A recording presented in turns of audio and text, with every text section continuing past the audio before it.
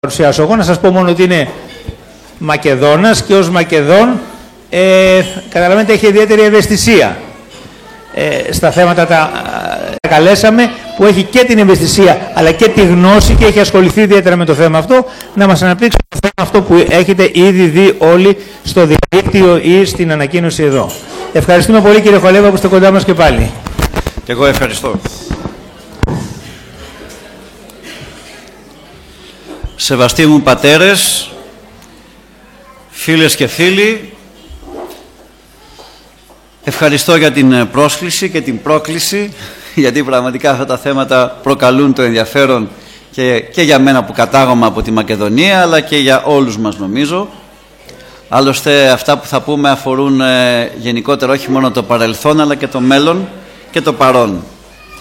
Και ευχαριστώ τον πατέρα Αθανάσιο και συγχαίρω, ξέρετε, όπως έλεγα προηγουμένως και εδώ την ώρα που πίναμε καφέ σε κάποιους φίλους, όταν έρχομαι στην ενορία σας χαίρομαι ιδιαίτερα, διότι μπορώ να συγκρίνω με πάρα πολλές ενορίες. Είχα την ευλογία και με τη βοήθεια του Θεού συνεχίζω. Κλείνω 25 χρόνια που γυρίζω την Ελλάδα και την Κύπρο για ομιλίες. Έχω δει πολλές ενορίες και πρέπει να σας πω ότι η δική σας μου κάνει πάντα εντύπωση, μου δίνει μια αισιοδοξία. Έτσι μου δίνει μια ελπίδα μέσα στην εποχή της κρίσης. Ακούς ανθρώπους να γκρινιάζουν, να διαμαρτύρονται, ακούς διάφορα θέματα, υπαρκτά τα περισσότερα, όχι όλα, καμιά φορά γκρινιάζουμε και λίγο παραπάνω, αλλά ερχόμενος εδώ βλέπω ότι η ευλογία του Αγίου Παντελεήμονος είναι μεγάλη και εύχομαι με τη βοήθεια των αξίων ιερέων σας να έχετε πάντοτε αυτή την φωτεινή διάθεση. Έτσι βλέπω φωτεινά πρόσωπα, πάτερ μου, εδώ στην ενορία. Βλέπω ανθρώπους οι οποίοι έχουν ελπίδα και είναι όμορφο αυτό.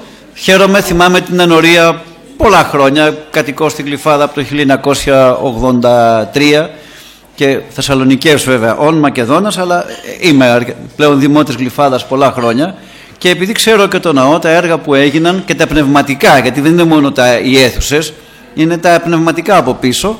Εύχομαι λοιπόν να έχετε όχι μόνο αίθουσες ωραίες, αλλά να έχετε και αίθουσαν ψυχήν, τε καρδίαν. Διότι το έθος στα αρχαία ελληνικά σημαίνει φωτίζω, φωτεινός, αίθουσα είναι ο φωτεινός χώρος. Ο ναός σας λοιπόν να είναι πραγματικά μια μεγάλη αίθουσα πνευματικού φωτός εν κυρίω και να μπορούμε να ερχόμαστε κι εμείς να παίρνουμε δύναμη και να σας λέμε και 2-3 πράγματα, ελπίζω να μην σας κουράσουμε. Μπαίνουμε στο θέμα. Όταν με ρώτησε ο πατήρ Αθανάσιος έτσι πώς να συνδέσουμε το παρελθόν με το παρόν, έδωσε έναν τίτλο «Από τον Μακεδονικό αγώνα στο σύγχρονο μακεδονικό ζήτημα». Γιατί μας ενδιαφέρει σήμερα ο μακεδονικός αγώνας? Να πούμε μερικά ιστορικά. Μας ενδιαφέρει, ήδη έκανε την εισαγωγή ο πατήρ Αθανάσιος και τον ευχαριστώ όταν παρουσίασε προλίγου το θέμα. Διότι επρόκειτο για μια επιτυχία του ελληνισμού σε μια εποχή οικονομικής κρίσεως, πτωχεύσεως και στρατιωτικής ήττας. Δηλαδή, για να τα πούμε απλά, εάν σήμερα στενοχωριόμαστε για τα προβλήματά μας τα οικονομικά, οι πρόγονοί μας, οι οποίοι μέσα σε λίγα χρόνια οργάνωσαν έναν μακεδονικό αγώνα έξω από τα σύνορα, όπως θα εξηγήσουμε, γιατί η Μακεδονία τότε δεν ανήκε στην Ελλάδα, ήταν η Οθωμανική επαρχία. Οι πρόγονοί μας οι οποίοι οργάνωσαν το 1904 τον μακεδονικό αγώνα εναντίον 2 εχθρών, Τούρκων και Βουλγάρων, και στη συνέχεια την απελευθέρωση Μακεδονίας, Υπήρου, νησιών Αιγαίου, Κρήτης και μετά από λίγα χρόνια της Θράκης, είχαν βγει από μια πτώχευση του 1893 επί Τρικούπη, από μια στρατιωτική ήττα του 1897, που δόξα τω Θεώ τώρα δεν έχουμε κάποια στρατιωτική ήττα τα τελευταία χρόνια, και από μια τρόικα της εποχής εκείνης, τον διεθνή οικονομικό έλεγχο του 1898. Ξεκινούμε λοιπόν και βλέπουμε ότι τα γεγονότα για τα οποία θα μιλήσουμε και φτάνουν και μέχρι σήμερα είναι επίκαιρα, διότι πρέπει να αναρωτηθούμε πώς μια Ελλάδα η οποία πτώχευσε το 1893, η περίφημη φράση του Χαριλάου Τρικούπη στη Βουλή, δυστυχώς επτωχεύσαμε. Πάντα χρωστούσε η Ελλάδα. Μην νομίζετε ότι ποτέ θα γλιτώσουμε από το να χρωστάμε. Έτσι είναι, και η Αμερική χρωστάει. Όλες οι χώρες έχουν χρέος. Το θέμα είναι να μην το αυξάνεις και να μην παίρνεις συνέχεια δάνεια για να πληρώσεις τα προηγούμενα δάνεια με τεράστια επιτόκια. Αλλά και τότε ήταν χειρότερη η κατάσταση. Και χρειαστήκαμε να μπει στην Ελλάδα ένας έλεγχος που δεν ήταν τρόικα, ήταν εξαπλή τρόικα. 6 χώρες μεγάλες της εποχής εκείνης, Αγγλία, Γαλλία, Γερμανία, Αυστρουγγαρία, τότε η Αυστρία ήταν αυτοκρατορία μεγάλη, 1898 μιλάμε. Επίσης και η Ρωσία, οι χώρες αυτές, και η Ιταλία, και η Ρωσία και επί Τσάρου τότε, μπήκε στην τρόικα της εποχής εκείνης, αλλά και όταν είναι κομμουνιστική συνέχισε να ζητάει τα χρήματα που έδωσε. Μην νομίζετε δηλαδή ότι ακούμε κανένα φορά ότι να φύγουμε από τη Δύση, να πάμε στη Ρωσία. Όλοι τα συμφέροντά τους κοιτάνε. Κανείς δεν σε δανείζει χωρίς να έχει συμφέρον και κανείς δεν σου δανείζει για τα μάτια σου. Θα στα πάρει με άλλον τρόπο πίσω. 6 χώρες λοιπόν, να το θυμόμαστε αυτό, ήταν η τρόικα της εποχής εκείνης. Και οι 6 ζήτησαν αυστηρότατο έλεγχο για να πάρουν πίσω τα λεφτά τους που μας δάνεισαν. Και ο έλεγχος είχαν και οι 6 χώρες αυτές από το 1898 που επευλήθη ο Διεθνής Οικονομικός Έλεγχος επιτηρητές στην Ελλάδα, όπως τώρα έρχονται, αλλά απλώς τώρα είναι η τηλεόραση και τους βλέπουμε αυτούς τους αντιπαθείς κυρίους με το βαλιτσάκι και λέμε ήρθε η Τρόικα. Τότε ερχόντουσαν, ήταν εδώ μονίμως, αλλά δεν υπήρχε τηλεόραση, το κόσμος δεν το καταλάβαινε, δεν τους έβλεπε. Ήταν στις εφορίες, ήταν στα τελωνία. Ό,τι έπαιρνε δασμού στο τελωνείο του Πειραιά και του Λαυρίου, αυτά ήταν τα μεγάλα λιμάνια. Η Θεσσαλονίκη ακόμη δεν ανήκε στην Ελλάδα και τα περισσότερα από τα νησιά μας, τα έπαιρνε ο ΔΟΕ, ο Διεθνής Οικονομικός Έλεγχος, και τα μονοπόλια. Ό,τι μονοπόλιο είχε το κράτος, τα έπαιρνε τα έσοδα ο Διεθνής Οικονομικός Έλεγχος. Αυτές οι 6 χώρες. Και τα μονοπόλια ήταν το χαρτί του τσιγάρου, το τσιγαρόχαρτο, τα σπίρτα. Θυμάμαι ακόμη μικρός τα ελληνικά μονοπόλια, τα πυρία, τα σπίρτα, το αλάτι, το πετρέλαιο και ορισμένα άλλα είδη, τα τραπουλόχαρτα. Αυτά τα έπαιρναν οι 6 της τότε Τρόικας, που λεγόταν Διεθνής Οικονομικός Έλεγχος. Και έφτασαν, ορισμένες μάλιστα χώρες έφτασαν να έχουν τα δικαιώματα αυτά μέχρι το 1961. Οι τιμένοι, χρεοκοπημένοι με Διεθνή Οικονομικό Έλεγχο που μας ρουφούσε το μεδούλι. Κι όμως οι Έλληνες της εποχής εκείνης δεν το έβαλαν κάτω. Σήμερα βλέπουμε ότι η επικέντρωση είναι μόνο στα οικονομικά. Βεβαίως, εγώ εύχομαι οποιαδήποτε και να είναι η κυβέρνηση, έστω και αν δεν κάνει το σταυρό της, έστω και αν δεν πιστεύει στο Θεό, οποιαδήποτε και να είναι, εγώ παρακαλώ να εργαστεί για το καλό της Ελλάδος. Εναντίον των ξένων δανειστών όλοι είμαστε ενωμένοι. Μακάρι όποιος και να είναι να λύσει το πρόβλημα. Να δούμε μια καλύτερη μέρα. Όμως, τι με ενοχλεί γενικά στη συζήτηση των τελευταίων ετών? Η επικέντρωση μόνο στα οικονομικά. Οι πρόγονοί μας πριν από έναν αιώνα, όταν είχαν προβλήματα οικονομικά, εθνικά, τέτοια που σας είπα, χειρότερα από τα σημερινά, γιατί χρωστούσαν όχι μόνο στους δανειστές, χρωστούσαν και στην Τουρκία. Διότι το 1897 κατηγορηθήκαμε ότι προκαλέσαμε έναν πόλεμο, ιτηθήκαμε. Φτάσανε οι Τούρκοι, ενώ τα σύνορα ήταν στα Τέμπη, φτάσανε μέχρι έξω από τη Λαμία, στο μπαλκόνι όπως λένε που φαίνεται από πάνω η Λαμία, και τους χρωστούσαμε αποζημιώσεις και αυτούς. Τότε όμως οι Έλληνες κατάλαβαν ότι δεν πρέπει να μπουν μόνον σε μια συζήτηση που σήμερα οι πάντες γίναμε ειδικοί. Ξέρουμε ομόλογα, ξέρουμε γραμμάτια, ξέρουμε προγράμματα, μνημόνια κλπ. Συζητούν από το πρωί στα βράδυ στην τηλεόραση για οικονομικούς όρους που γίναμε όλοι με μεταπτυχιακό στις επενδύσεις και στα οικονομικά. Ο πατέρα Αθανάσιος είναι οικονομολόγος και καταλαβαίνει, αλλά εγώ ας πούμε δεν είμαι. Και τι ξεχνάμε?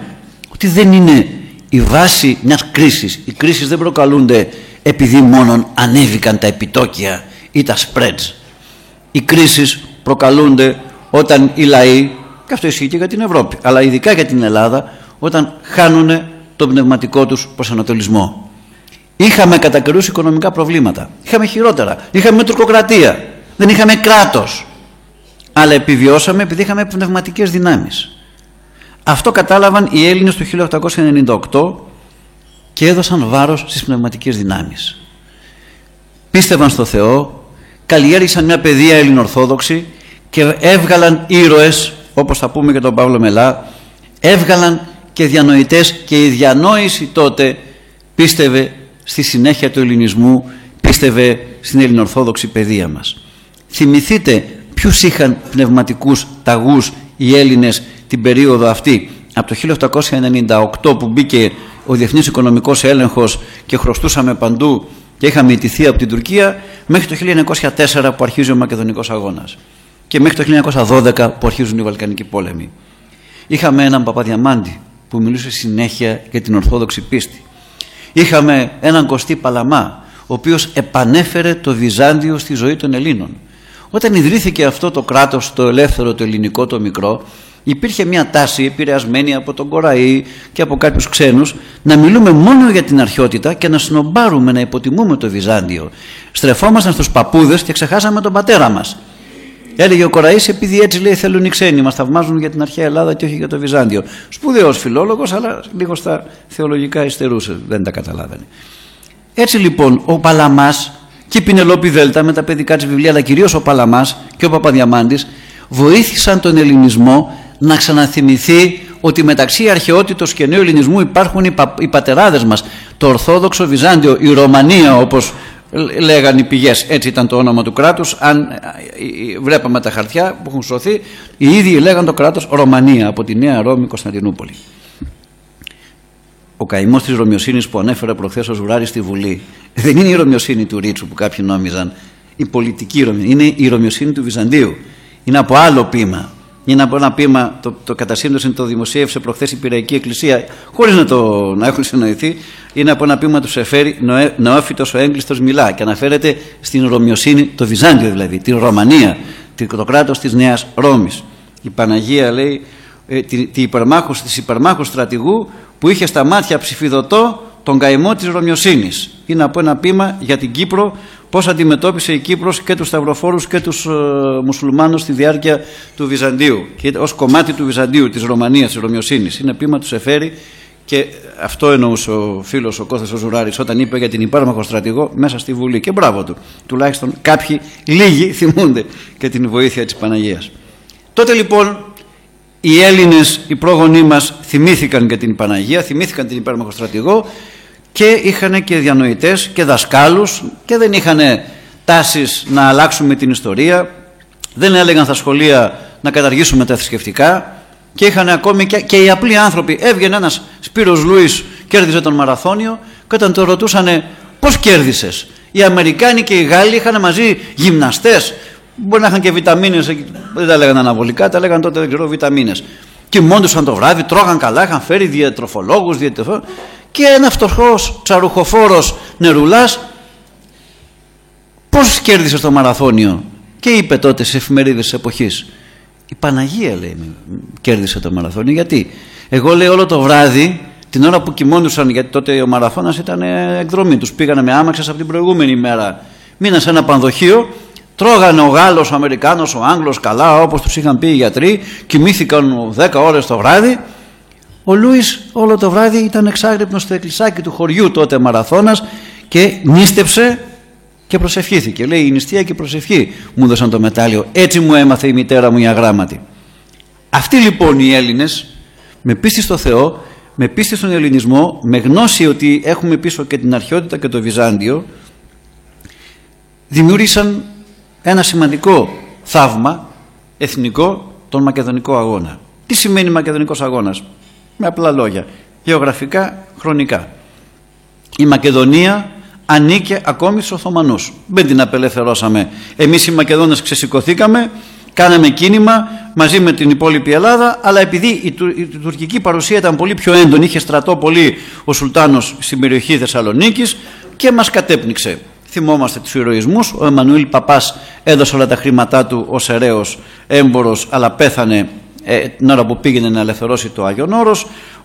Οι γυναίκες της Νάουσας, άλλες έπεσαν στην Αραπίτσα, άλλες συνελήφθησαν, η γυναίκα του Ζαφυράκη, του Καρατάσου κλπ. Και τις εντύχησαν οι Τούρκοι στο προάβλιο του ναού της Αγίας Σοφίας, πέθαναν από το βασανιστήριο, εντυχισμένο όλο το σώμα και το κεφάλι απ' έξω. Και όταν γκρεμίστηκαν μετά τους Τούρκους οι τοίχοι της Αγίας Σοφίας, βρέθηκαν οι σκελετοί των γυναικών των βασανισμένων της Μακεδονίας και άλλα πολλά. Και οι υπόλοιποι Μακεδόνες κατέβηκαν όταν απέτυχαν τα κινήματα του 21, 22 κλπ. Οι Μακεδόνες κατέβηκαν, οι πρόγονοί μου, και βοήθησαν στην υπόλοιπη Ελλάδα. Τα παιδιά του Εμμανουήλ Παπά βρέθηκαν άλλος στο Μεσολόγγι, άλλος κοντά στον Παπαφλέσσα. Ο Καρατάσος, ο Γέρο Καρατάσος, ήταν ο πρώτος πριν από τον Παπαφλέσσα που πολέμησε τον Ιμπραήμ στην περιοχή Σχοινόλακας της Μεσσηνίας, και γενικά η Μακεδονία αγωνίστηκε αλλά δεν ελευθερώθηκε. Ήμασταν λοιπόν υπόδουλοι οι Μακεδόνες, και η ελεύθερη Ελλάδα είχε αρχίσει να ψηλοαδιαφορεί. Η Αθήνα ασχολείται εδώ με τα κομματικά, ήταν και η ήττα από τους Τούρκους το 1997, δεν υπήρχε μεγάλη διάθεση. Ποιο ήταν όμως το πρόβλημα? Ότι ενώ η Ελλάδα δεν ενδιαφερόταν και τόσο να ελευθερώσει τη Μακεδονία, που ήταν μια Οθωμανική κατακτημένη περιοχή, οι Βούλγαροι ενδιαφερόντουσαν. Οι Βούλγαροι είχαν ξεκινήσει από το 1870 μια εκκλησιαστική πολιτική, ενώ επί τουρκοκρατίας ως Ορθόδοξοι υπήγοντος στο Οικουμενικό Πατριαρχείο αποσχίστηκαν. Δημιούργησαν μια σχισματική εντός εισαγωγικών εκκλησία, η οποία ταλαιπώρησε τη Βουλγαρία μετά το 1940 τόσο, μετά τον Παγκόσμιο Πόλεμο. Αποκαταστάθηκαν οι σχέσεις με το Πατριαρχείο, το Οικουμενικό. Τότε λοιπόν δημιούργησαν το πρόβλημα του εθνοφιλετισμού, το οποίο καταδικάστηκε από τα Ορθόδοξα Πατριαρχία ως μια κατάσταση ότι τι σημαίνει εθνοφιλετισμός, να το προσέξουμε, γιατί μερικοί τον μπερδεύουν με τον πατριωτισμό. Το Πατριαρχείο δεν καταδίκασε τον πατριωτισμό, καταδίκασε το να δημιουργείς εκκλησίες επί τη βάση εθνικιστικών κριτηρίων χωρίς την έγκριση του Οικουμενικού. Αυτό είναι η καταδίκη του εθνοφιλετισμού. Καταδικάστηκαν οι Βούλγαροι διότι μόνο με την άδεια του Σουλτάνου, χωρίς την έγκριση του Οικουμενικού, γιατί η Κύπρος είχε αυτοκεφαλία από τις πρώτες του Βυζαντινούς αιώνας, αλλά με την έγκριση του Οικουμενικού Πατριαρχείου. Λοιπόν, ότι οι Βούλγαροι έκαναν σχίσμα και δημιούργησαν μια σχισματική εκκλησιαστική οντότητα, την Εξαρχία όπως την ονόμασαν, χωρίς την έγκριση του Οικουμενικού Πατριαρχείου, και επιπλέον δια της βίας προσπάθησαν να πάρουν τον λαό της Μακεδονίας. Ποιο ήταν η οργάνωση των Βουλγάρων? Εκκλησιαστικά η Εξαρχία. Πολιτικά ήταν το Βεμερό, το κόμμα Βεμερό, το οποίο σήμερα είναι το κυβερνών κόμμα στα Σκόπια. Βεμερό σημαίνει εσωτερική μακεδονική επαναστατική οργάνωση στα βουλγαρικά. Και η γλώσσα των Σκοπίων βουλγαρικά είναι, απλώς δεν το παραδέχονται. Και στρατιωτικά οι λεγόμενοι κομιτατζίδες. Κομιτέτ σημαίνει επιτροπή. Κομιτατζίδες ήταν ένοπλοι. Τι έκαναν? Πήγαιναν υπό την ανοχή των Τούρκων στα χωριά της Μακεδονίας και πίεζαν το λαό με το εξής κριτήριο. Ο Σουλτάνος είχε υπογράψει ένα διάταγμα ότι αν σε ένα χωριό τα 2/3 των κατοίκων ζητήσουν βούλγαρο εξαρχικό παπά ή δεσπότη, να τον στείλουμε. Καταλαβαίνετε λοιπόν τώρα την πίεση την ψυχολογική. Χωριά ορθόδοξα, πατριαρχικά, όπως έλεγονται τότε, έρχονταν ένα χαρτί, ας πούμε, υπογράψτε ότι θέλουμε βούλγαρο παπά. Ερνούντο οι κάτοικοι. Εμείς είμαστε πατριαρχικοί, εμείς είμαστε Έλληνες, είμαστε Ρωμιοί, δεν θέλουμε βούλγαρο παπά. Την επόμενη μέρα έμπαινε μια συμμορία 40 ενόπλων κομιτατζίδων και έλεγαν: έλα εδώ παπά, έλα εδώ δάσκαλε, πείσε το χωριό να υπογράψει ότι θέλετε βούλγαρο ιερέα, αλλιώς θα σας φάξουμε. Άλλοι το επιέζοντο και υπέγραφαν, άλλοι δεν υπέγραφαν, και ο παπάς και ο δάσκαλος κρεμιόντουσαν ανάποδα. Με αποτέλεσμα άρχισε μια τρομοκρατία. Οι Τούρκοι κάναν τη δουλειά τους, διότι σου λέει Έλληνες, Βούλγαροι μεταξύ τους, οι χριστιανοί σφάζονται, διέρη και βασίλευε. Υπό την μύτη λοιπόν των Τούρκων που κυβερνούσαν τότε τη Μακεδονία, άρχισαν οι Βούλγαροι τον ένοπλο αγώνα επί δεκαετίες. 1872 ξεκίνησε το εκκλησιαστικό, 1893 η ένοπλη δράση, και στην Αθήνα άλλαζαν κυβερνήσεις, τσακωνόντουσαν ποιος έφταιγε για την κρίση, για την ήττα, για τα οικονομικά. Τότε λοιπόν βγήκε δύο σπουδαίες μορφές, ένας λόγιος και διπλωμάτης, ο Ιων Δραγούμης, πρόξενος της Ελλάδος στο μοναστήρι, τότε το λέγαμε το μοναστήρι, ήταν Βυζαντινών Βουτέλιων ή Μπίτολα όπως το λένε σήμερα οι Σκοπιανοί. Πήγαν λοιπόν εκεί ως πρόξενος της Ελλάδος και έστελνε αναφορές και έλεγε: ελάτε να βοηθήσουμε. Οι Βούλγαροι θα διαδεχθούν τους Τούρκους. Θα φύγουν οι Τούρκοι κάποια στιγμή και αντί να ελευθερώσουμε τη Μακεδονία θα την πάρουν οι Βούλγαροι με την τρομοκρατία, με την εξαρχία, με τους κομιτατζίδες. Και έστελνε τα περίφημα κείμενα: αν σώσουμε τη Μακεδονία και η Μακεδονία θα μας σώσει. Δηλαδή θα μας δώσει έναν σκοπό, θα μας δώσει αυτοπεποίθηση. Δραγούμης τον πρώτο που έπεισε ήταν τον σύζυγο της αδερφής του.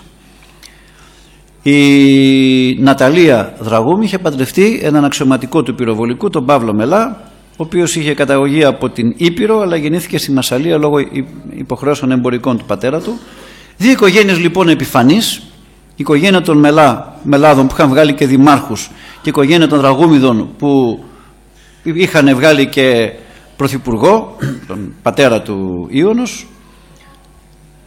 Οι οικογένειες αυτές θα μπορούσαν κάλλιστα τα παιδιά τους, όταν Παύλος και η Ναταλία παντρεύτηκαν και κάνανε ένα αγοράκι και ένα κοριτσάκι, να πούνε για μισό λεπτό, έχουμε τα μέσα, που υπηρετεί ο Παύλος, είναι αξιωματικός του πυροβολικού, έχει στρατόπεδο και στο Γουδί, έχει στρατόπεδο και που λέει ο λόγος στο Λεκανοπέδιο κάπου. Το πολύ πολύ να πάει να εκπαιδεύει τους νεοσυλλέκτες μέχρι τη Λαμία. Όχι.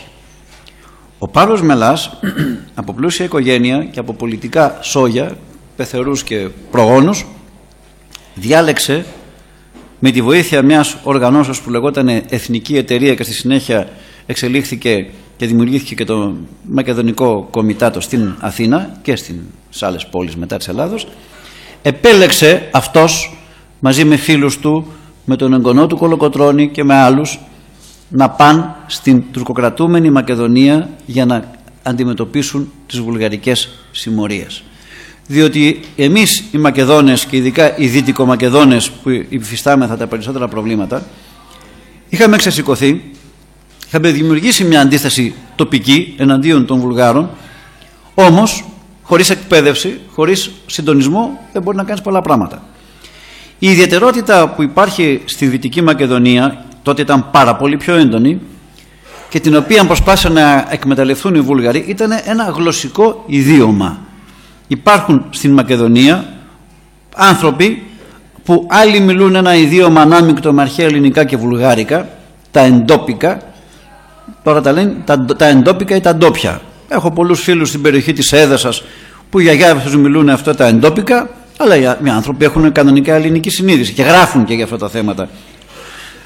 Τότε οι Βούλγαροι προσπάθησαν, επειδή ήταν πάρα πολλές χιλιάδες, εκατοντάδες χιλιάδες οι Σλαβόφωνοι, προσπάθησαν τους Σλαβόφωνους, οι δίγλωσσους να τους πούμε καλύτερα, γιατί μιλούσαν λίγο τα ελληνικά, πιο πολύ αυτό το βουλγάρικο ιδίωμα. Ελλείψη σχολείων, λόγω εμπορίου, εμπορεύτηκαν με τους Σέρβους, με τους Βουλγάρους, δεν πήγαν σε ελληνικά σχολεία. Τα Σλάβικα είναι μια απλή γλώσσα. Όταν εμπορεύεσαι, θα μάθεις το κοτέτζι, το αυτό, το άλλο, πεις 5 πράγματα σε μια γλώσσα μεικτή. Τα ρήματα τα πιο πολλά είναι ελληνικά και έχει γίνει μελέτη ότι έχει και ομηρικές ρίζες. Αλλά είχαν και πολλές σλαβικές λέξεις. Οι Βούλγαροι λοιπόν πήγαν και έλεγαν: εσύ μιλάς βουλγάρικα, άρα είσαι Βούλγαρος. Ένα μεγάλο λάθος που γίνεται και σήμερα. Η διάλεκτος που ομιλεί κάποιος δεν σημαίνει κατά ανάγκη για διαφορετική εθνική συνείδηση. Ο προσφάτως καταταγής στο αγιολόγιο της εκκλησίας μας Άγιος Γέρον Παΐσιος κατήγετο από χωριά της Καπαδοκίας, όπου πολλοί μιλούσαν τουρκικά, οι τουρκόφωνοι Καπαδόκες. Οι τουρκόφωνοι Καπαδόκες όμως δια της Ορθοδοξίας διατηρήσαν την ελληνικότητά τους. Το Άγιος Αρσένιος έφερε Ευαγγέλια τουρκόφωνα για Ορθόδοξους, τα Καραμανλίδικα. Όπως οι τουρκόφωνοι της Καπαδοκίας παρέμειναν Ρωμιοί μέσω της Εκκλησίας, έτσι και οι Σλαβόφωνοι της Μακεδονίας κατά μεγάλη πλειοψηφία παρέμειναν πατριαρχικοί. Το ότι μίλουσαν μια διάλεκτο δεν σημαίνει ότι άλλαξαν συνείδηση. Όπως το ίδιο συνέβη και με τους βλαχόφωνους, οι μεγάλοι ευεργέτες, Σίνας, Αβέροφ, Ζάπαστος, Σίτσας κλπ. Ήταν βλαχόφωνοι, μιλούσαν σπίτι τους ένα ιδίωμα ελληνολατινικό. Δεν σημαίνει όμως ότι ήταν Λατίνοι, ούτε Ρουμάνοι, ούτε Ιταλοί, αλλά ήταν Έλληνες. Και την Ελλάδα βοήθησαν ως ευεργέτες. Τότε λοιπόν, επειδή πιέζονται οι Μακεδόνες, έπρεπε η Αθήνα να κινητοποιηθεί και χρειάστηκε μια θυσία. Όσο τα Υπουργεία εδώ στην Αθήνα δεν ξεσηκωνόντουσαν να κάνουν κάτι να βοηθήσουν τους εντόπιους Μακεδόνες, τόσο το πέτυχε ο Παύλος Μελάς με τον ηρωικό του θάνατο. Όταν ένα παλικάρι βγαίνει από τα σαλόνια, πηγαίνει στις λάσπες της Δυτικής Μακεδονίας, στα βουνά, στα χιόνια, έκανε 3 εισόδους το έτος 1904, πήγε, είδε, ανίχνευσε, βρήκε το δεσπότη Καστοριά στον Καραβαγγέλη, το Γερμανό, βρήκε φίλους, αφύπνισε Σλαβόφωνους, τους εξήγησε ότι είστε Έλληνες κι εσείς.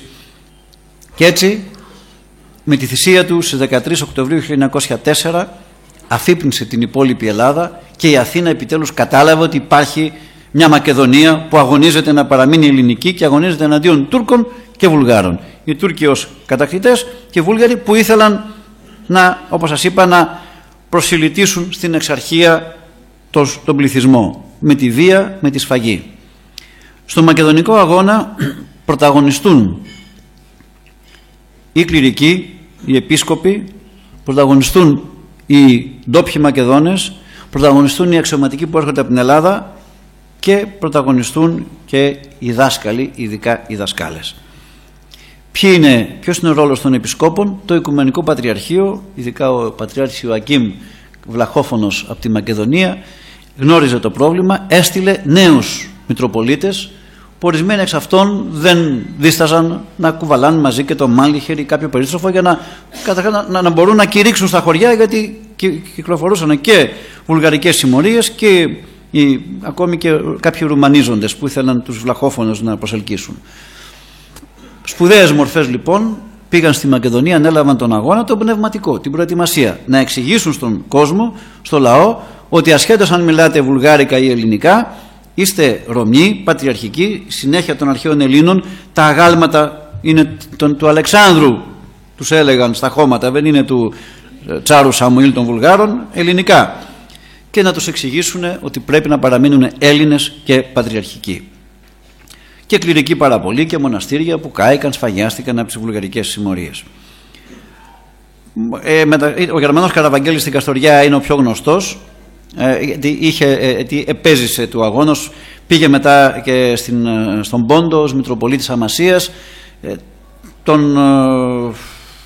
τον κυνήγησαν βέβαια οι Τούρκοι, αλλά κατόρθωσε και διέφυγε, γλίτωσε από διάφορες, και στο Μακεδονικό και στην Μικρά Ασία, στον Πόντο διασώθη και βρέθηκε στη συνέχεια και στην Αυστρία ως έξαρχος του Οικουμενικού Πατριαρχείου, οπότε έγραψε και απομνημονεύματα. Είναι εκείνος ο οποίος είχε την ευφυή σκέψη, είπε όταν σκοτώθηκε από τουρκικό απόσπασμα στο χωριό Στάτιστα, όχι στη Σιάτιστα Κοζάνης, Στάτιστα του σημερινού νομού Καστοριάς, ο Παύλος Μελάς, το κεφάλι του ζήτησε να το στείλουν για να μην καταλάβουν οι Τούρκοι και οι βουλγαρικές συμμορίες ποιον είχαν σκοτώσει, τον αξιωματικό του ελληνικού στρατού, ο οποίος κακώς μπήκε σε μια ξένη χώρα, κρυφά γινόντουσαν όλα αυτά.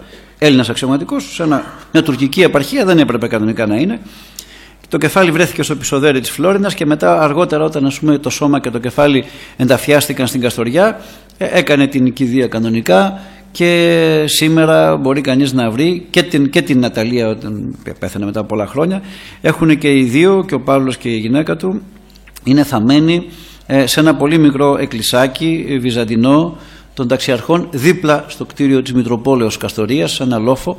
Όποιος πάει στην Καστοριά, αν πάτε με εκδρομή, να αναζητήσετε από τον Μητροπολίτη, είναι πολύ φιλόξενος, και τους ιερείς εκεί, να σας ανοίξουν το παρεκκλήσιον της Μητροπόλεως, ας πούμε αυτό το βυζαντινό, όπου υπάρχει ο τάφος του Παύλου Μελά από τότε και πολύ αργότερα της Ναταλίας.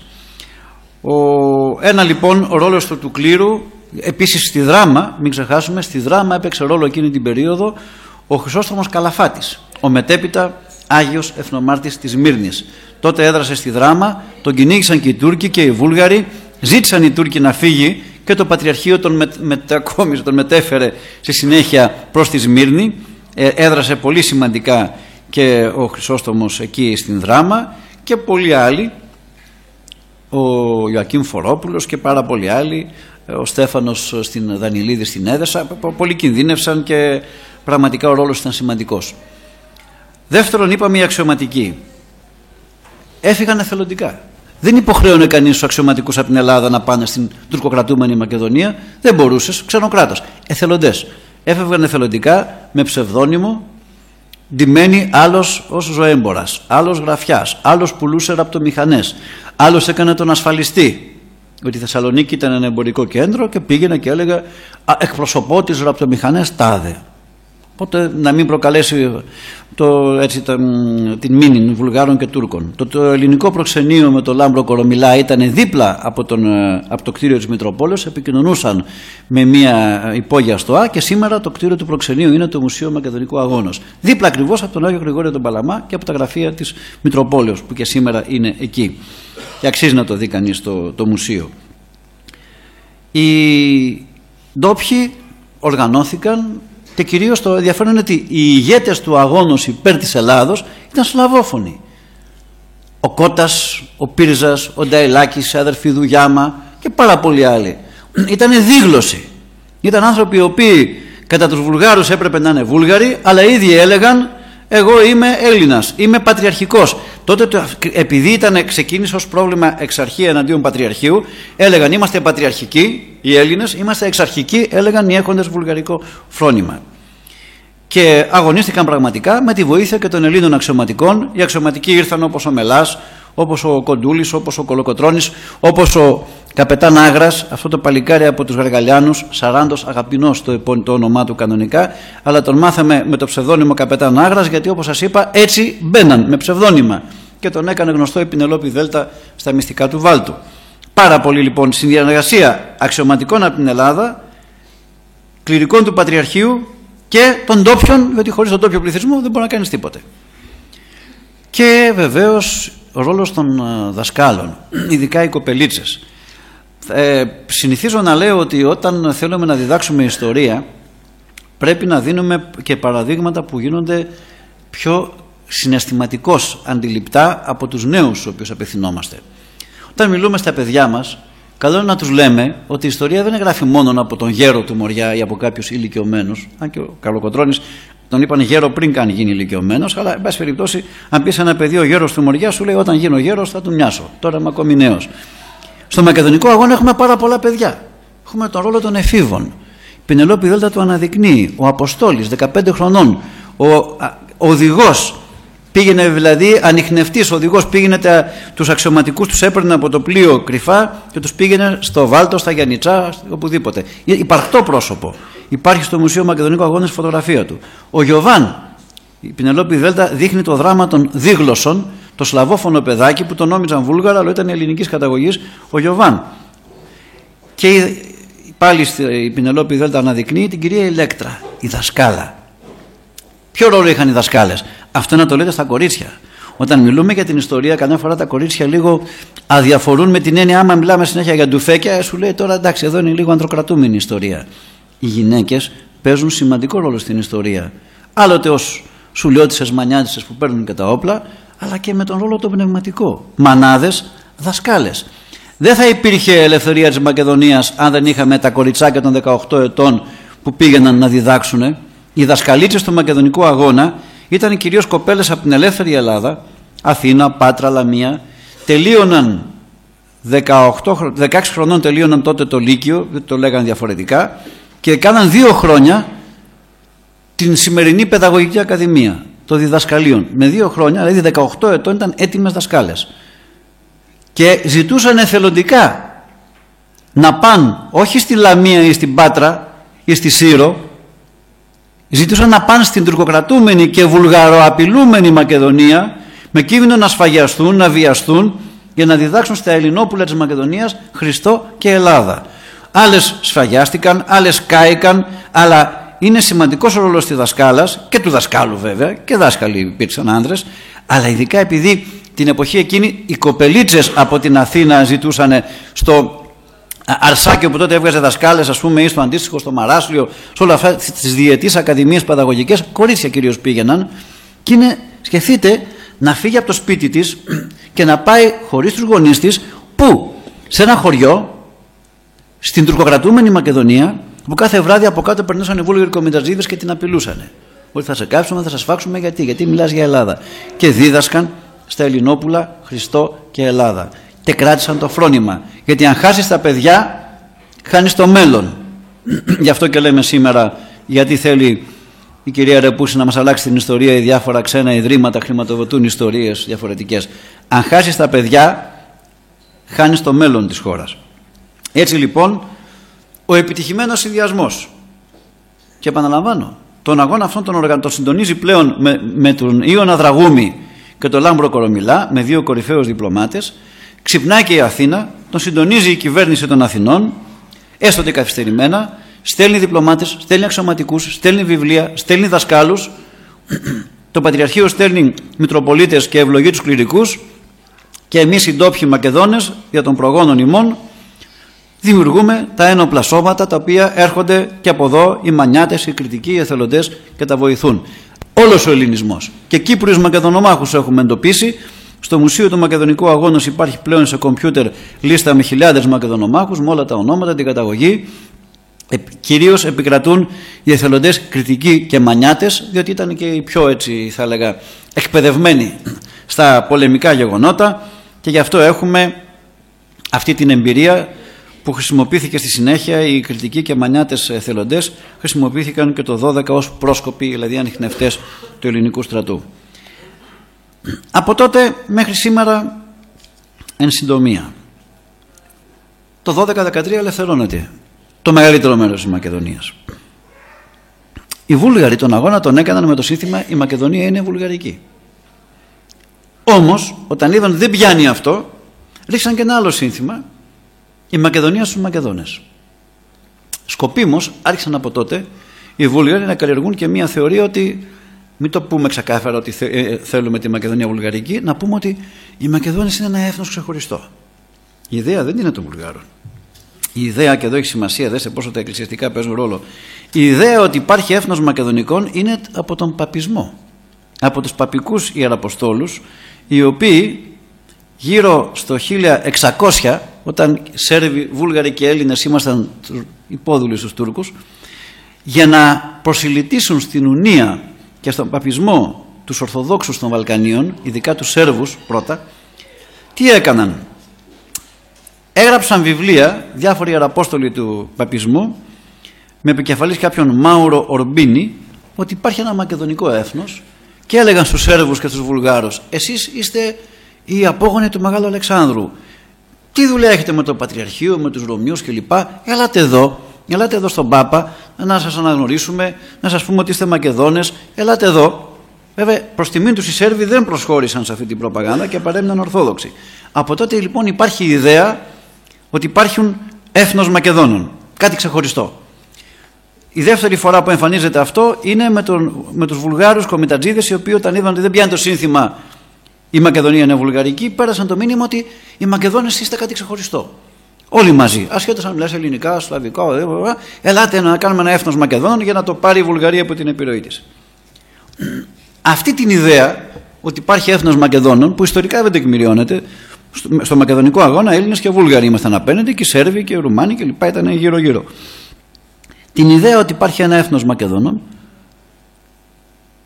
την συλλαμβάνει η κομμουνιστική διεθνής, δηλαδή η Ένωση των Κομμουνιστικών Κομμάτων όλης της Ευρώπης και ειδικά των Βαλκανίων, γύρω στο 1924, όταν επικρατεί πλέον στην Σοβιετική Ένωση το κομμουνιστικό σύστημα και θέλει να επεκταθεί ευρύτερα. Παίρνει λοιπόν αυτή την ιδέα και διαδίδει ότι υπάρχει μακεδονικό έθνος, υπάρχει μακεδονικός λαός και οι Μακεδόνες τυραννούνται κάτω από την Ελλάδα, κάτω από τη Σερβία, κάτω από τη Βουλγαρία, πρέπει να ιδρύσουμε ένα κράτος μακεδονικό. Αυτό το σύνθημα, το οποίο υιοθέτησαν τα κομμουνιστικά κόμματα των Βαλκανίων, υλοποιείται το 1944, όταν στην Ιουγκοσλαβία επικρατεί το κομμουνιστικό καθεστώς του Τίτο. Ο Τίτο ήταν άθεος, Κροάτης στην καταγωγή, αλλά είναι και το μόνο παράδειγμα στην ιστορία που άθεος κατασκεύασε και η Εκκλησία, όπως θα το πούμε. Ο Τίτο λοιπόν, αρχηγός των Παρτιζάνων, ανταρτών, αφού από εγκληματικές ενέργειες των Άγγλων πήρε την εξουσία και εκτελέστηκαν, σφαγιάστηκαν όλοι οι αντίπαλοι του, οι Ορθόδοξοι χριστιανοί Σέρβοι, που και αυτοί αγωνίστηκαν εναντίον των Γερμανών. Την αντίσταση ποτέ δεν την κάνει ένα κόμμα μόνο, και κακώς μονοπολούνται οι αντιστάσεις. Η αντίσταση εναντίον των Γερμανών και στην Ελλάδα και στη Σερβία έγινε από όλο το λαό και από όλες τις παρατάξεις. Απλώς μια παράταξη αρέσκεται να την μονοπολεί. Και στη Σερβία επικράτησε ο Τίτο. Το πρώτο λοιπόν στην Ιουγκοσλαβία, το ενία Σερβία, δηλαδή Κροατία. Μέχρι τότε η περιοχή των Σκοπίων από τους μεν Σέρβους ονομάστηκε Σερβική Μακεδονία, από τους δε μετά αργότερα, λίγο πριν από το 1941, όταν είχαμε και τα γραμματόσημα πριν μπουν οι Γερμανοί, ονομάστηκε Βάρνταρσκα, δηλαδή περιοχή του ποταμού Αξιού. Βαρδάρης είναι ο Αξιός. Στη διάρκεια της κατοχής της Γερμανικής, όταν μπήκαν οι Γερμανοβούλγαροι και στα Βαλκάνια, γιατί οι Βούλγαροι ήταν τότε συνεργάτες των Γερμανών, το Κωσυφοπαίδιο το πήραν οι Αλβανοί, όπως και τώρα. Οι Ιταλοί πήραν το Μαυροβούνιο, από την Ιουγκοσλαβία και οι Βούλγαροι πήραν την περιοχή των Σκοπίων. Οι δε κάτοικοι των Σκοπίων, οι περισσότεροι τους υποδέχθηκαν με βουλγαρικές σημαίες, που σημαίνει ότι μέχρι το 1941 υπήρχε πληθυσμός με βουλγαρική συνείδηση στα Σκόπια. Βεβαίως υπήρχαν και πάρα πολλοί Έλληνες και η απογραφή των Γερμανών καταδεικνύει ότι υπήρχαν περίπου 100 με 150.000 Έλληνες, κυρίως βλαχόφωνοι. Το 1944 ο Τίτο ανακαλύπτει ότι έχει μια περιοχή, την Βάρνταρσκα, γύρω από τα Σκόπια, την οποία τη διεκδικεί η Ελλάδα, το ότι έχει ελληνικό στοιχείο, θα τη διεκδικήσει η Βουλγαρία σίγουρα, γιατί οι περισσότεροι εκεί είχαν βουλγαρική συνείδηση, διεκδικεί η Αλβανία, γιατί έχει και Αλβανούς, η Σερβία κλπ. Που η Σερβία ήταν δικό του κομμάτι, αλλά δεν τους χώνευε, γιατί ήταν Κροάτης. Οπότε λοιπόν κάνει το εξής. Παίρνει την ιδέα που κυκλοφορούσε στην κομμουνιστική διεθνή περί μακεδονικού έθνους και κατασκευάζει μακεδονικό έθνος με όλα τα στοιχεία. Δηλαδή, τι θέλει? Πρώτα απ' όλα τους δίνει ένα κρατήδιο μέσα στη Ιουγκοσλαβία, ένα ομόσπονδο, ένα ημιαυτόνομο κρατήδιο, την Σοσιαλιστική Δημοκρατία της Μακεδονίας με πρωτεύουσα τα Σκόπια. Κατασκευάζει γλώσσα. Παίρνει τα βουλγάρικα, τους βάζει και μια σερβικές καταλήξεις και μια σερβική γραμματική και φτιάχνει τα μακεδονικά, τα οποία είναι ουσιαστικά βουλγαρική γλώσσα. Φτιάχνει εκκλησία. Αποσχίζει 3 Μητροπολίτες, 3 επαρχίες από το Σερβικό Πατριαρχείο, κατασκευάζει εκκλησία και βλέπουμε ότι τώρα γίνονται προσπάθειες οι σχισματικοί να επανέλθουν στο Σερβικό Πατριαρχείο, διότι από εκεί απεσχίστησαν και επί δεκαετίες υπάρχει μια σχισματική εντός εισαγωγικών εκκλησία που δεν την αναγνωρίζει κανείς Ορθόδοξος. Αλλά ο Τίτο την κατασκεύασε για να ακούγεται προς τα έξω μακεδονική εκκλησία. Και στον Καναδά και στην Αυστραλία καθημερινά οι Έλληνες αντιμετωπίζουν την προπαγάνδα ότι δίπλα από εδώ υπάρχει ο Άγιος Κύριλλος και λένε ότι είναι μακεδονική εκκλησία. Χιλιάδες Σκοπιανοί που πάνε στην μακεδονική εκκλησία και ακούγεται. Ειδικά Αυστραλία και Καναδά, μακεδονική εκκλησία. Άρα υπάρχει έθνος. Δημιουργεί Ακαδημία Επιστημών, δημιουργεί εφημερίδες, όλα αυτά τα πράγματα. Και δημιουργήθηκε τώρα επί δεκαετίες σε ένα καθεστώς κομμουνιστικό μέχρι το 1991 μία τηλεόραση, μία εφημερίδα, ένα κόμμα, ένα πανεπιστήμιο. Επίστησαν οι νεότερες γενιές ότι είναι έθνος Μακεδόνων. Το 1991 διαλύεται η Ιουγκοσλαβία, στα εξών συνετέθη. Οι Κροάτες και οι Σλοβαίνοι θυμήθηκαν ότι ανήκανε στην Αυστρο-Ουγγαρία, ξαναθυμήθηκαν, άρχισαν να παίρνουν γερμανικά διαβατήρια, να θέλουν να είναι κεντρική Ευρώπη, καμία σχέση με τα Βαλκάνια και καθολική. Οι Σέρβοι, οι Βόσνοι κλπ. Σφαγιάστηκαν μεταξύ τους, οι Μαυροβούνοι αποσχίστηκαν από την Σερβία και το κράτος των Σκοπίων ανακηρύχθηκε ανεξάρτητο. Τότε αρχίζει το διπλωματικό πρόβλημα για την Ελλάδα, διότι μέχρι τότε λέγαμε είναι μια επαρχία της Ιουγκοσλαβίας. Δεν ακουγόταν και τόσο το όνομα, κακώς βέβαια, ακουγόταν, αλλά εμείς είχαμε πιστεί τότε ότι επειδή ο Τίτο τα είχε σπάσει με τον Στάλιν, είχε φύγει από το κομμουνιστικό στρατόπεδο, είχε κάνει μια δική του οικονομία λίγο ιδιόρυθμη, ήθελε να είναι φίλος μας και δεν τον πολύ πιέζαμε. Ο Τίτο πέθανε όμως το 80 και το 91 οι διάδοχοί του ανακηρύσουν κράτος πλέον που θέλει να λέγεται Μακεδονία. Εκεί αρχίζει η νέα φάση του μακεδονικού αγώνος, διότι οι αγώνες δεν είναι μόνο ένοπλοι, είναι και διπλωματική και πνευματική, η οποία φάση λέει ότι αν αναγνωρίσουμε εμείς με την υπογραφή μας κράτος με το όνομα Μακεδονία, σβήνουμε όλο το μακεδονικό αγώνα. Ό,τι έγινε μέχρι τώρα τα διαγράφουμε, τα σβήνουμε. Θα αναγνωρίσουμε ότι υπάρχει έθνος Μακεδόνων. Αν το αναγνωρίσουμε, θα μονοπολούν αυτοί πλέον την εθνικότητα των Μακεδόνων, γιατί δεν είναι μόνο το κράτος, είναι και η εθνότητα. Ποια είναι η ταυτότητά τους? Έθνος Μακεδόνων, επομένως, εγώ δεν θα μπορώ να είμαι Μακεδόνας. Εάν εμείς υπογράψουμε ότι υπάρχει έθνος Μακεδόνων ξεχωριστό από τον ελληνισμό, τότε πλέον θα μας πούνε να μην έχετε, και διεθνώς πλέον θα μας το πει ο ΟΗΕ, θα μας το πούνε πολλοί, να μην έχετε Πανεπιστήμιο Μακεδονίας, αεροδρόμιο Μακεδονίας, εταιρεία Μακεδονικών Σπουδών. Δεν θα μπορούμε. Δηλαδή, όσοι είμαστε από τη Μακεδονία, σε λίγο θα αναγκαστούμε να λέμε ότι είμαστε Βορειοθεσσαλοί, κάτι τέτοιο. Τι θα είμαστε? Δεν μπορεί να λες Μακεδόνας, γιατί έχεις αναγνωρίσει ότι υπάρχει ένα κράτος και ένα έθνος ξεχωριστό Μακεδόνων. Άρα οι Έλληνες δεν είναι Μακεδόνες. Εκείνοι είναι οι Μακεδόνες. Δεν μπορείς αυτά τα πράγματα να τα παραβλέψεις, δεν μπορεί να τα παραχωρήσεις.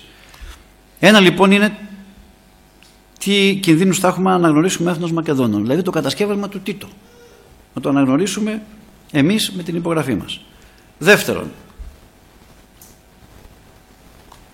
γιατί να βιαστούμε? Είμαστε βέβαιοι ότι το κράτος αυτό θα υπάρχει? Ο Γέρον Παΐσιος είχε προβλέψει, και είναι καταγεγραμμένα αυτά, από τον Γέροντα Ισαάκ που ήταν κοντά του και έγραψε ένα ωραίο βιβλίο, ίσως για μένα το καλύτερο και πιο συνοπτικό, με τις διδαχές του και το βίο του Γέροντος Παΐσιου. Είχε πει ο Παΐσιος, έλεγε τότε, να αγωνίζεστε για το μακεδονικό. Είχε πει μπράβο στον αείμνιο, στον Νίκο Μάρτη, που είχε γράψει τα πρώτα βιβλία και πάντα φώναζε ο Νίκος ο Μάρτης για το μακεδονικό. Αλλά λέει, ξέρετε, τελικά λέει, μην πολύ ανησυχείτε, διότι το κράτος αυτό θα καταρρεύσει. Δεν είναι χτισμένο από τούβλα, αλλά από χαλβά φαρσάλων. Δηλαδή υδαρές το τείχομα, άρα θα αρχίσει να λιώνει σιγά σιγά. Αυτά ο Γέροντας τα έλεγε το 1991 που ξεκίνησε το ζήτημα, γιατί όπως ξέρουμε εκοιμήθη το 1994 ο Άγιος Παΐσιος και εδικαιώθη το 2001, όταν οι Αλβανοί που είναι το 30% στο κράτος των Σκοπίων πήραν τα όπλα και είπαν θέλουμε να αποσχιστούμε. Σφαγιάστηκαν μεταξύ τους Σλάβοι και Αλβανοί, κάναν μια προσωρινή εκεχηρία, αλλά ουσιαστικά το κράτος αυτό δεν υπάρχει. Το 1/3 έχει αλβανικές σημαίες, αλβανικά πανεπιστήμια, αλβανικά δημαρχία, ούτε καν ποδόσφαιρο δεν παίζουν μεταξύ τους. Δεν υπάρχει, ας πούμε, αγώνας να παίζουν οι φλαμουρτάροι του Τέτοβο με την Βαρντάτσκα των Σκοπίων. Αδύνατο, δεν γίνεται αυτό. Δεν, σφάζονται. Οι αστυνομικοί, οι Σκοπιανοί, οι Σλάβοι δηλαδή, δεν μπορούν να μπουν εύκολα σε μια γειτονιά αλβανική, είναι κράτος εν κράτη. Και περιμένουν κάποια στιγμή οι Αλβανοί που είναι το 1/3 να ενωθούν με το Κόσοβο, που είναι πλέον ένα κράτος ελεγχόμενο από τους Αλβανούς αδερφούς τους. Απ' την άλλη πλευρά, οι Σλάβοι των Σκοπίων, αυτοί που μέχρι τώρα λένε Μακεδόνες, άρχισαν να καταλαβαίνουν ότι δεν έχει μέλλον αυτό το κράτος και οι πιο έξυπνοι ή πιο μορφωμένοι ή πιο συμφεροντολόγοι θυμήθηκαν ότι μέχρι το 1941 με βουλγαρικές σημαίες υποδέθηκαν το βουλγαρικό στρατό. Άρχισαν λοιπόν να παίρνουν βουλγαρικά διαβατήρια και ο πρώην πρωθυπουργός των Σκοπίων, ο Λίψο Γεωργίευσκι, αυτός που μας έλεγε ότι θα φτάσει στο Λευκό Πύργο, ο ίδιος ξαφνικά δηλώνει, άλλα ψέματα λέγαμε, δεν υπάρχει έθνος Μακεδόνων, Βούλγαρος είμαι και είμαι περήφανος που είμαι Βούλγαρος. Άρχισαν λοιπόν να θυμούνται ότι είναι Βούλγαροι πολλοί από αυτούς. Αλβανοί, Βούλγαροι και Σέρβοι, Τούρκοι, Αθήγανοι, και υπάρχει και το ερώτημα, οι 150.000 βλαχόφωνοι Έλληνες που έβρισκαν όλες οι απογραφές μέχρι το 50, απογραφές του Τίτο, των Γερμανών, της βασιλευωμένης Σερβίας, τι έγιναν? Αυτοί οι ταλέποροι υπάρχουν, αλλά εμείς δεν τους έχουμε πλησιάσει. Έγιναν κρυφές απογραφές. Στην επίσημη απογραφή τα Σκόπια αρνούνται να τους καταγράψουν, διότι τι κάνουνε? Όταν κάναν μια επίσημη απογραφή μοίρασαν ένα χαρτάκι που έλεγε 6 εθνότητες. Είσαι Βούλγαρος, Μακεδόνας, αλλά δεν είχε τη λέξη Έλληνας. Με αποτέλεσμα δεν μπορούσε κανείς να δηλώσει Έλληνας ή φοβότανε. Και όσοι δήλωσαν μπήκαν φυλακή ή τους κυνήγησαν. Εάν βάλει λοιπόν ότι το 30% είναι Αλβανοί, πολλοί ήδη δηλώνουν Βούλγαροι, 60.000 έχουν πάρει διαβατήρια, βάλτε και τις οικογένειές τους, πάμε κάπου 200.000 τουλάχιστον δηλώνουν ότι είναι Βούλγαροι. 100.000 με 150 κάποτε ήταν Έλληνες, πόσοι έχουν μείνει? Κάποιοι έχουν μείνει. 5% Σέρβοι, 5% Τούρκοι. Πόσο μένει στα 2 εκατομμύρια? 2 εκατομμύρια είναι. Πόσο μένει να είναι Μακεδόνες?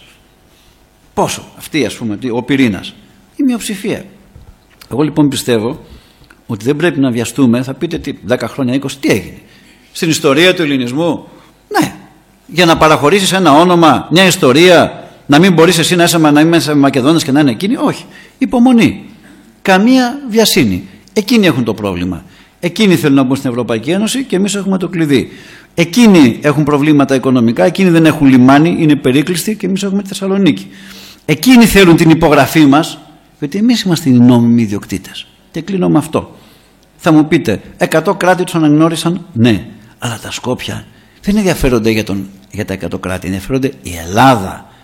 Διότι ξέρουν πολύ καλά ότι εάν έχω εγώ ένα χωράφι στο λόφο επάνω και μου το καταπατήσει ένας βοσκός, δεν τον νοιάζει αυτόν τον βοσκό τι θα πούν οι γείτονες. Οι γείτονες μπορούν να του πούνε πήγαινε, καταπάτησε το. Τη δική μου υπογραφή θέλει. Αν εγώ του αναγνωρίσω ότι το χωράφι του το έχω παραχωρήσει, του νομίμου ιδιοκτήτη την υπογραφή θέλει. Οι Σκοπιανοί λοιπόν καίγονται να πάρουν την αναγνώριση από την Ελλάδα ότι είναι Μακεδόνες. Εμείς να μην βάλουμε ποτέ την υπογραφή μας. Οι άλλοι τι λένε? Οι άλλοι δεν έχουν κανένα κόστος. Λένε. Το θέμα είναι υπομονή. Να περιμένουμε αν θα δούμε αυτό που λέει και ο Γέρον Παΐσιος, αν θα διαλυθεί, που εκεί πάει το πράγμα. Διότι αν διαλυθεί θα είναι πολύ κακό για τη γενιά μας να γράφει κάποτε η ιστορία. Το 2000 τόσο υπέγραψαν την παραχώρηση του ονόματος Μακεδονία σε ένα κράτος το οποίο μετά από λίγο διαλύθηκε. Και θα έχουμε εξευτελιστεί και το κράτος αυτό θα έχει διαλυθεί όπως φαίνεται. Υπομονή λοιπόν και επιμονή. Η ιστορία μας θα μας δικαιώσει. Ακόμη και ο Κίσινджερ που δεν μας αγαπάει δήλωσε, επειδή ξέρει η ιστορία, ότι στο θέμα της Μακεδονίας οι Έλληνες έχουν δίκιο, αλλά δεν με ενδιαφέρει το λέει. Ναι, ζει βεβαίως. Ζει και έγραψε και βιβλίο πριν από 2 μήνες καινούριο. Εμάς μας ενδιαφέρει τι λέει η παράδοσή μας, τι λέει, ποια είναι η ταυτότητά μας, τι λέει η ιστορία μας και τι λένε οι Άγιοι μας. Έχουμε λοιπόν υποχρέωση. Ο Άγιος Δημήτριος έσωζε την πόλη από επιδρομές σλαβικών κυρίως λαών και σήμερα υπάρχουν τέτοιοι κίνδυνοι και ο Κύριος και ο Μεθόδιος από Θεσσαλονίκη ξεκίνησαν να χριστιανίσουν τους γύρω λαούς. Εμείς θα κάνουμε ό,τι έκανε και το Βυζάντιο. Ένας Γάλλος βυζαντινολόγος, ο Ραμπό, έλεγε το Βυζάντιο με το ξύφος και με το Ευαγγέλιο. Δηλαδή εμείς θέλουμε να σας πλησιάσουμε με το Ευαγγέλιο. Αυτός είναι ο σκοπός μας. Κύριος και Μεθόδιος δεν πίεσαν κανέναν να γίνουν Έλληνες, τους βοήθησαν να έχουν και γλώσσα. Όμως να ξέρετε ότι είμαστε καλοί, θέλουμε την Ορθόδοξη αλληλεγγύη, γυρίστε στην κανονικότητα, η σχισματική εκκλησία να διαλυθεί, αναγνωρίσετε ελληνικά δίκαια, θα είμαστε οι καλύτεροι φίλοι. Γείτονες είμαστε. Εάν όμως επιμένετε να μας κλέβετε την ιστορία, και δεν κλέβουν μόνο των Ελλήνων και των Βουλγάρων, και οι Βούλγαροι έχουν πρόβλημα, και οι Βούλγαροι λένε το ίδιο, ότι δεν θα μπείτε ποτέ στην Ευρώπη εάν δεν νομιμοποιήσετε την ιστορία σας, γιατί κλέβουν και από τους Βουλγάρους για να κατασκευάζουν. Ο ψεύτης κλέβει από παντού. Άμα μάθω να κλέβω, δηλαδή άμα εγώ θέλω να φτιάξω πλαστή ταυτότητα, από παντού. Θα βρω στον δρόμο, ας πούμε, θα θέλω σε κάτι ταινίες που βλέπετε, ας πούμε, ο εγκληματίας κλέβει στο αεροδρόμιο ένα διαβατήριο για να έχει ψεύτικο πρόσωπο. Μετά κλέβει ένα αυτοκίνητο. Μετά, άμα είσαι απατεώνας, κλέβεις από παντού. Κλέβουν και από τους Βουλγάρους. Λοιπόν, η υπομονή και η επιμονή λέει ότι δικαιώνεται ο επιμένων νικά, ειδικά όταν έχουμε μαζί την ιστορία μας, την ορθόδοξη παράδοσή μας και τους ήρωές μας. Αλίμονο εάν εμείς προδώσουμε τόσο αίμα που χύθηκε από την αρχαιότητα και ειδικά στα νεότερα χρόνια, όλους αυτούς που αγωνίστηκαν και το 1921 και τις γυναίκες και τους άνδρες στην Μακεδονία, αλλά ειδικά στο Μακεδονικό Αγώνα του 1904, λέμε επειδή συμβολικά τότε σκοτώθηκε ο Παύλος Μελάς, αλλά στην ουσία έχει αρχίσει πολύ νωρίτερα το Μακεδονικό Αγώνα που συνεχίζεται. Η έκκλησή μου είναι να διδάσκουμε την ιστορία στα παιδιά μας, να γνωρίζουν τι σημαίνει Μακεδονία, τι σημαίνει μακεδονικό και να μην έχουμε την τάση, όπως ορισμένοι πολιτικοί μας λένε, άντε να ξεμπερδεύουμε, άντε να τελειώνουμε. Όχι. Με αυτά τα θέματα δεν ξεμπερδεύεις. Εάν τα παραχωρήσεις θα τα βρεις μπροστά σου. Υπομονή λοιπόν και ξαναδιαβάστε λίγο το Γέροντα Παΐσιο να δείτε, εκεί προς το τέλος του βιβλίου αυτό έχει ένα κεφάλαιο ο Γέρον Ισαάχ και λέει ο Γέρον Παΐσιος υπέρ του γένους και της πατρίδος. Τι λέει για το Μακεδονία και για το μέλλον των Σκοπίων. Σας ευχαριστώ.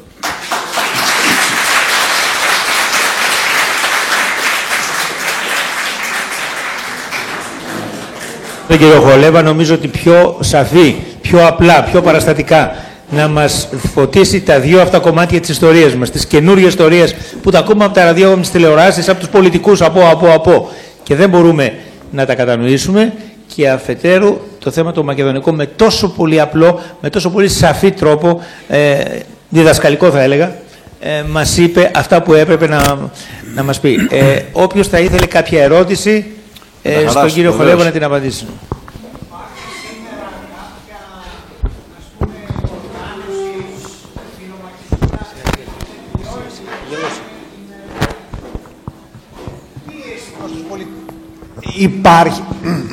Υπάρχει σήμερα κάποια οργάνωση μέσα στην Ελλάδα που να προωθεί προς την κατεύθυνση των δικών μας των πολιτικών, καταρχήν βέβαια, πολιτικών ανθρώπων, την ιδέα, τις ιδέες αυτές για να μπορούμε να... Ναι. Υπάρχουν δύο προσπάθειες. Η μία είναι μια προσπάθεια επιστημονική που υπάρχει δεκαετίες, η Εταιρεία Μακεδονικών Σπουδών στην Θεσσαλονίκη, με επιστήμονες, με καθηγητές πανεπιστημίου, με πρόεδρο τον Νίκο τον Μέρτζο, τον γνωστό δημοσιογράφο, η οποία εκδίδει ντοκουμέντα, δηλαδή τα αρχεία της Σερβίας, της Βουλγαρίας, τι έλεγαν οι ξένοι πρόξενοι το 1903, ότι δεν υπήρχε μακεδονικό έθνος. Είναι μία προσπάθεια αξιόλογη, με βιβλιοθήκη σημαντική. Η δεύτερη προσπάθεια για να πιέζονται όλη η πολιτική μας, αλλά και η διεθνής κοινότητα και η Ευρώπη, είναι τα συνεργαζόμενα μακεδονικά σωματεία, τα οποία προσπαθούν με έδρα τη Θεσσαλονίκη, αλλά είναι και οι απόδημοι Μακεδόνες, Επαμακεδονική Αμερική και Καναδά, με πολύ μαχητικότητα, οι οποίοι κάνουν κατά καιρούς συνέδρια, ημερίδες στο Βελίδιο, σε διάφορα μέρη της Μακεδονίας, που προσπαθούν με ψηφίσματα να ενημερώσουν και τους Ευρωπαίους αλλά και τους Έλληνες πολιτικούς, γιατί καμιά φορά και οι Έλληνες ξεχνούν ορισμένα θέματα. Υπάρχει λοιπόν η προσπάθεια και καλό είναι αυτό να γίνεται με τρόπο τεκμηριωμένο, με σεβασμό στην ιστορία, γιατί ξέρετε, με κραυγές δεν λύνονται τα προβλήματα, λύνονται κυρίως με επιχειρήματα. Όταν έχεις επιχειρήματα πιστικά και προσγειωμένα στην πραγματικότητα τη σημερινή, νομίζω μπορεί να κάνεις πολλή δουλειά. Με τη βοήθεια του Θεού. Η λέξη Σκόπια είναι από την ελληνική σκοπιά που υπήρχε απάνω, αλλά θα είναι ψεύτικο αυτό, υπήρχε μια σκοπιά εκεί. Η περιοχή επί Βυζαντίου λεγόταν Σκούπι. Εντάξει, οι Σλάβοι ήρθαν στα Βαλκάνια τον 7ο αιώνα μετά Χριστόν. Πιθανόν κάποιες. Πολλές λέξεις είναι ελληνικές. Πολλά τοπονύμια είναι ελληνικά σε όλα τα Βαλκάνια. Θα τα πούμε μετά.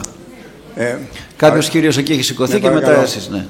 Επειδή ταξιδεύω επιχειρηματικά συχνά στην περιοχή αυτή και μέχρι τα... διαπιστώνω ότι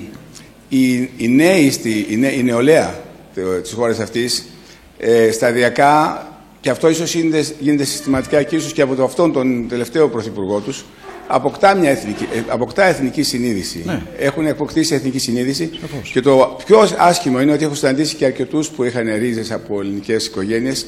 Αυτοί δεν λένε με υπερηφάνεια ότι είναι Έλληνες. Δηλαδή το αφήνουν τελευταίο και μετά πρέπει να συζητήσει πολύ μαζί τους και να σου πούνε: ναι, η γιαγιά μου έχει κάτι ελληνικό. Δεν το λένε. Οι πιο πολλοί σου λένε είμαστε Μακεδόνες και το λένε με υπερηφάνεια. Η δε πρωτεύουσά τους, βέβαια, αυτός τεχνιάντος έχει γεμίσει την πρωτεύουσα με αγάλματα πάσης φύσεως και προσπαθεί να βρει και όχι μόνο τους στρατιωτικούς, και έχει βάσει και τους ιστορικούς, λογοτέχνες από κάθε. Δηλαδή είναι γεμάτο και βέβαια πολλά αγάλματα από την αρχαιότητα. Αλλά εμένα η διαπίστωσή μου είναι το θέμα της νεολαίας. Η νεολαία τους έχει εθνική συνείδηση. Καλύτερη από τη δική μας.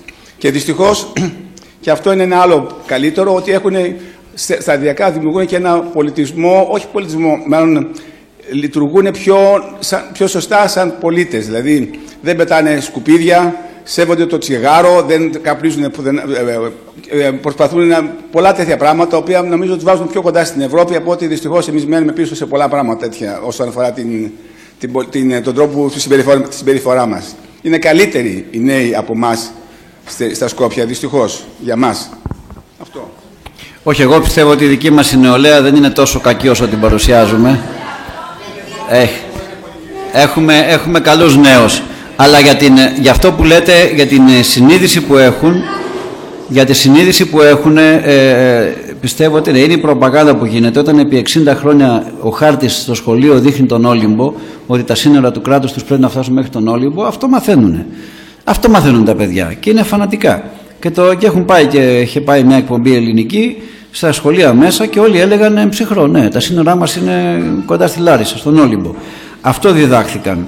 Από εκεί και πέρα για την συνείδηση των παιδιών και την καθαριότητα, ναι, είναι λίγο σχετικά όλα αυτά. Καμιά φορά υπάρχουν συνοικίες βιτρίνες. Είναι ένα κράτος το οποίο κατηγορείται για πολύ μεγάλη διαφθορά. Είναι ένα κράτος το οποίο ο ένας πολιτικός παρακολουθεί τον άλλον. Συνεχώς συλλαμβάνει, όποιος είναι στην κυβέρνηση συλλαμβάνει τους αντιπάλους του.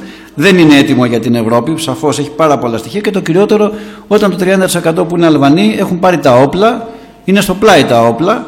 Όταν αυτοί που κυβερνούν σήμερα, οι μισοί Αλβανοί υπουργοί είναι ένοπλοι και είναι υπέρ του ενόπλου αγώνος, εκεί προφανώς δεν είναι ευρωπαϊκό κράτος, διότι όταν το 1/3 του πληθυσμού θέλει να αποσχιστεί και σφαγιαστήκαν πριν από 10 χρόνια το 2001, όπως θυμόσαστε, σαφώς δεν είναι κράτος έτοιμο για Ευρώπη. Για μένα είναι ένα κράτος έτοιμο προς διάλυση. Απλώς στο κέντρο των Σκοπίων δείχνουν κάποιες βιτρίνες, κάποιες γειτονιές, κάποια ωραία κτίρια.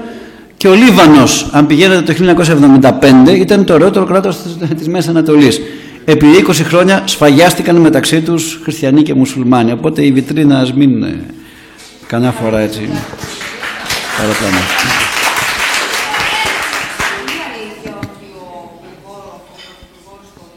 Ο παλιός πρόεδρος. Όχι, ο Γλυγκόλο δεν είχε πει ποτέ ότι η Μακεδονία είναι ελληνική. Όχι, ο Γλυγκόλοφ είχε πει ότι έχει 100.000 Έλληνες μειονότητα μέσα στα Σκόπια. Αυτό είναι. Όχι σαφώς ο Γλυγκόλοφ, ήταν ο πρώτος πρόεδρος των Σκοπίων. Αυτός δημιούργησε το ζήτημα, αυτός το επεξέτεινε, αυτός το προώθησε. Όχι, δεν. Ήταν πολύ σκληρός. Όχι. Απλώς είχε παραδεχθεί η ελληνική μειονότητα ότι υπάρχει. Πρωτού δώσω το λόγο να κάνω μια έκπληξη που είχαμε σήμερα. Ο χωράρχης μας, το ξέρετε όλοι, τον Δημήτρη Πύρζα, πόσα χρόνια μας έψαλε εδώ. Να μιλήσει. Λοιπόν, ο Δημήτρης το Πύρζας, το όνομα Πύρζας, το ξέρετε, το έχετε ξανακούσει? Το είπα πριν, ήταν από τους συνεργάτες του Παύλου Μελά. Ήταν υπαρχηγός του Παύλου Μελά. Είναι δυσέγγονός του.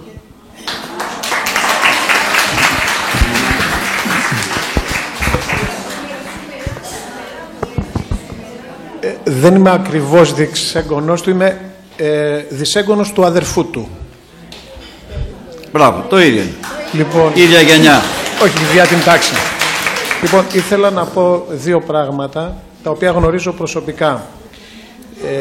Ο Παύλος Μελάς, τον Οκτώβριο του 2004, στην τρίτη του εκστρατεία, είχε ορίσει τον παππού μου σαν υπαρχηγό του και ήταν ο ενδιάμεσος με τον καπετάν Κότα, ο οποίος καπετάν Κότας δεν μίλαγε καθόλου ελληνικά. Μόνον ο παππούλης μπορούσε να μιλήσει ελληνικά και οι τρεις τους, δηλαδή μετέφραζε στην ουσία αυτά που ήθελε να πει ο Παύλος Μελάς στον καπετάν Κότα και στον παππού μου. Εκείνο τον Οκτώβριο λοιπόν είχαν πάει, γιατί δρούσε στη Δυτική Μακεδονία ένας στιγερός, αιμοβόρος πραγματικά κομιτατζής, ο Μήτρος Βλάχος. Αυτόν προσπαθούσαν να εξοντώσουν και είχαν βρει τα ίχνη του. Ο Μήτρος Βλάχος όμως έμαθε ότι τον κυνηγάνε, τον είχαν βρει ας πούμε και τον είχαν πλησιάσει και πήγε στους Τούρκους και είπε ότι εγώ κρύβομαι στη Σιάτιστα. Δηλαδή ο Μήτρος Βλάχος είπε στους Τούρκους, έστειλε έναν ρουφιάνο του και λέει στους Τούρκους ότι κρύβομαι στη Σιάτιστα. Στη Στάτιστα. Στάτιστα. Σημερινό χωριό Μελάς. Το σημερινό χωριό Μελάς. Ο Άνω Μελάς μάλιστα. Λοιπόν, οι Τούρκοι πήγαν προς τα εκεί, κυνηγώντας για να βρουν τον Μήτρο Βλάχο. Ο Παύλος Μελάς κρύφτηκαν σε ένα σπίτι για περάσει η νύχτα, βγαίνοντας έξω για να κάνει μία περιπολία, τραυματίστηκε από μία δέσποτη και ξεψύχησε στα χέρια του παππού μου. Το ψευδόνυμο του ήταν Μίκης Ζέζας. Μίκης ήταν ο γιος του, το όνομα του γιού του. Όταν πέθανε λοιπόν είπε στον παππού μου, λέει, Πύρζα, θέλω σε παρακαλώ το σταυρό μου να τον δώσεις στην κόρη μου και το όπλο μου στο γιο μου. Να τους πεις ότι έκανα το καθήκον μου, πάρε μου σου παρακαλώ το κεφάλι να μην πέσει στους Τούρκους. Ο παππούς μου μόλις ξεψύχησε, ο Παύλος Μελάς, του έκοψε το κεφάλι, το έκρυψε μέσα σε ένα ταγάρι και έφυγε κατευθείαν πάνω, πηγαίνοντας προς τα πάνω ευθεία βόρεια. Είναι ο δρόμος για το Πισοδέρι που είπε ο κύριος Σχολέβας, όπου και άφησε το... Ενώ το σώμα του Παύλου Μελά το πήραν οι γυναίκες και εν συνεχεία βρέθηκαν όλα μαζί και τάφηκαν στην Καστοριά. Και ένα άλλο γεγονός που πρέπει να σας πω, 11 χρόνια μετά, πάλι Οκτώβρης ήταν όταν ελευθερώθηκε η Φλόρινα, τότε συνέβαινε το εξής, όπως πολύ καλά τα ξέρει ο κύριος. Όποιος μπορούσε να ελευθερώσει, ό,τι προλάβαινε σε ελευθερώνες. Η Οθωμανική Αυτοκρατορία κατέρε και ό,τι προλάβαινε ο καθένας ελευθέρωνε. Οι Έλληνες είχαν φτάσει μέχρι το Αμίντεο. Οι Σέρβοι ήταν πιο κοντά, ήταν 17 χιλιόμετρα επάνω στη Νίκη. Μαζεύτηκαν κάτω λοιπόν στο υπόγειο του προπάπου μου διάφοροι Έλληνες της Φλόρινας, μαζέψανε κάποια χρήματα και πήγανε τα δώσανε στον Τούρκο διοικητή για να καθυστερήσει επάνω τους Σέρβους να προλάβουν οι Έλληνες να μπουν στη Φλόρινα. Και μπήκανε με διαφορά λίγων λεπτών. Και βρήκανε με διαφορά λίγων λεπτών. Αυτά, σας ευχαριστώ πάρα πολύ. Ο Ήλαρχος Άλτης. Ακριβώς. Μπήκε στη Φλόρινα και μετά από μία ώρα μπήκε ο Σέρβος διάδοχος, αλλά καθυστερημένος. Και ένα παράπονο που είχα μικρός, βέβαια να πω και την αλήθεια, κάπου ένιωθα περήφανος τότε, που έβλεπα επάνω στα σύνορα, στη γεωγραφία στο βιβλίο μου, το όνομα Μακεδονία. Ήμουν ένα μικρό παιδί και δεν το ήξερα τότε, τη δεκαετία του 70, πόσο λάθος ήταν αυτό. Και εγώ θα δώσω μια ευθύνη στις ελληνικές κυβερνήσεις που επέτρεψαν όλα αυτά τα χρόνια και μας διδάσκαν ότι εκεί πάνω τα σύνορά μας είναι Μακεδονία. Γιατί? Για να μην στεναχωρήσουμε τον Τίτο. Ναι. Εάν κανείς άλλος δεν έχει κάτι, εδώ να διακόψουμε, να ευχαριστήσουμε και πάλι τον κύριο Χολέβα και τον Δημήτρη. Να σας θυμίσω σε πολλούς από εσάς μόνο, θυμηθείτε, όσοι είχαμε πάει προ 3-4 χρόνια μια εκδρομή, θυμάστε, στη Φλόρινα κτλ. Δεν πήγαμε ένα βράδυ στο χωριό που ήταν το μουσείο, το Μελάς κτλ. Που μας είπε ο παππούς στην ιστορία. Θυμάστε την περίπτωση αυτή που ήταν η γιαγιά του, ήταν το κοριτσάκι εκείνο που έμενε στο σπίτι αυτό που σκοτώθηκε ο Παύλος Μελάς. Απλώς να θυμίσω στη μνήμη σας αυτή την λεπτομέρεια. Και μια τελευταία παράκληση. Να δίνετε στα παιδιά σας να διαβάζουν τα μυστικά του Βάλτο της Πινελόπης Δέλτα. Είναι ο πιο ευχάριστος τρόπος να μάθουν την ιστορία του Μακεδονικού αγώνα. Τώρα ακούστε με κάτι άλλο εντελώς πρακτικό.